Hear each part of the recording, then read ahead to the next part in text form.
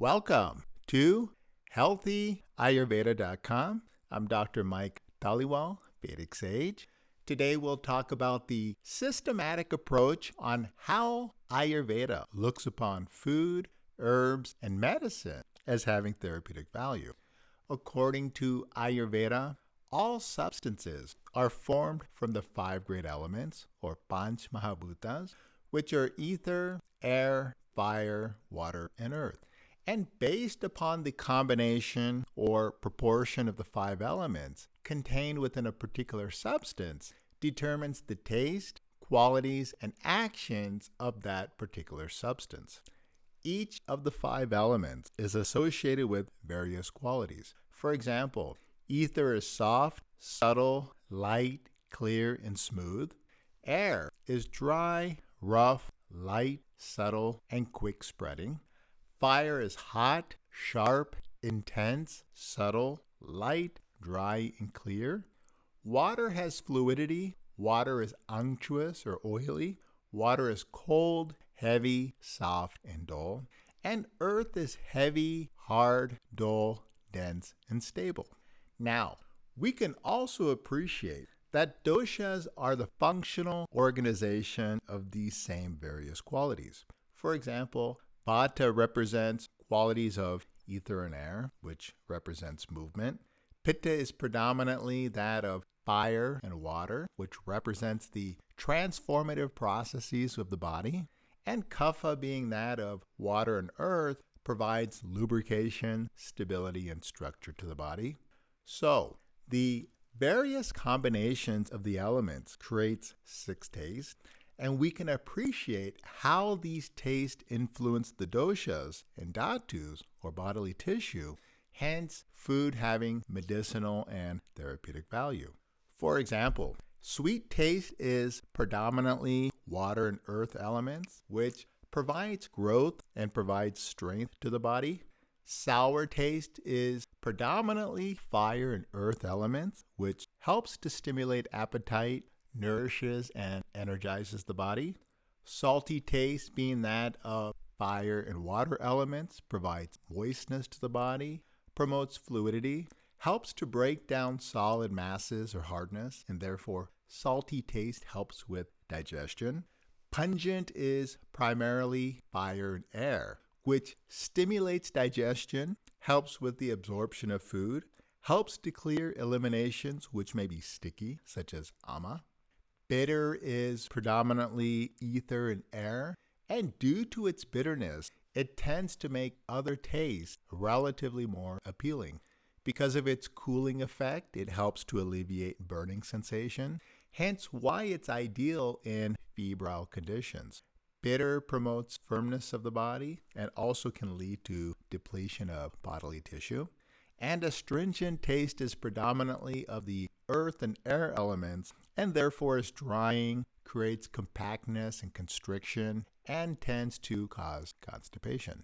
Now, to integrate this and to provide a better understanding on how various tastes have therapeutic value, we need to apply one of the tenets of Ayurveda, which is Samanya Vishesha Siddhant, which essentially explains like increases like, meaning similar things increase things similarly, or similarities of a substance are additive and provide cumulative or combined effects on that which it acts upon.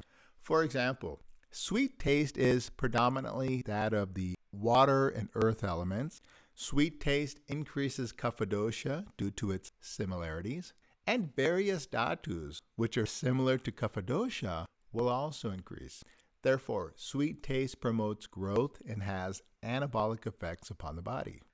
Jedika states that when tastes are used properly, it brings about happiness, implying good health with proper therapeutic and medicinal uses of food.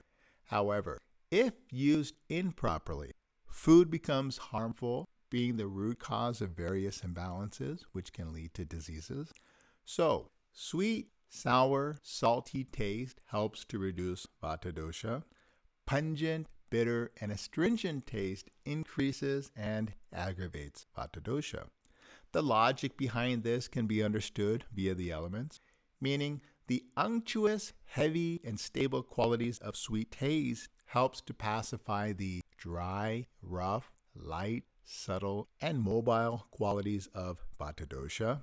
Similarly, sour taste provides unctuousness to help pacify vata dosha, and salty taste also provides unctuousness with the heating quality to help pacify dry, cold qualities of vata dosha. Even further, when using these tastes as medicine, we can prioritize the order for selecting which taste to use. For example, when managing increased vata dosha with an obstruction, we should first consider salty taste, which is considered the most heating taste of all. This heat helps to alleviate the obstruction and helps to pacify the cold quality of vata dosha. Next, we should consider sour taste, which is predominantly fire and earth elements. The fire element is heating, sharp, with penetrating qualities, which further helps to reduce any obstruction within channels, therefore helping to facilitate the proper movement of vata through various bodily channels. Finally, we want to consider the sweet taste, which is the most heavy and unctuous of all tastes. Heaviness helps to reduce excess lightness of vata dosha, and unctuous helps to reduce the excess dry quality of vata dosha. Taste, which helps to pacify pitta dosha, are sweet, bitter, and astringent taste. If pitta is associated with ama, we should first use bitter taste, then sweet, and finally astringent taste. Bitter taste, being ether and air, is the most light of all taste. Therefore, bitter helps to neutralize ama while helping to promote agni. Sweet taste, having cold, heavy, and unctuous qualities, helps to pacify the hot and light qualities of pitta dosha. And finally, astringent taste, being earth and ether elements, is the most drying and cold of all taste. Therefore, astringent taste helps to reduce excess fluidity and heat of pitta dosha. Taste, which helps to manage kapha dosha, are pungent, bitter, and astringent taste. However, when kapha is associated with ama, we should first consider pungent taste, then bitter, and then astringent taste. Pungent taste, being that of the fire and air elements, has hot, sharp, penetrating, light, and dry qualities, which helps to reduce the heavy and sticky qualities of both kapha and ama. Next, we should consider bitter taste, which is predominantly ether and air elements and is the most light of all taste. Therefore, it helps to further reduce the heaviness of kapha dosha. And finally, astringent taste, being earth and air elements, is the most drying of all taste. Astringent taste helps to reduce the unctuousness of kapha, ultimately reducing excess mucus and expectoration common to kapha imbalances. So, this is a comprehensive look at the therapeutic value of various tastes, which allows for a greater appreciation of the elements, or the Pañcamahābhūtas.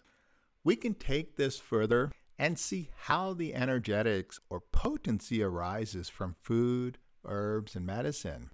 Āyurveda explains the concept of Vīrya, which is one of the most strongest effects of herbs and medicine.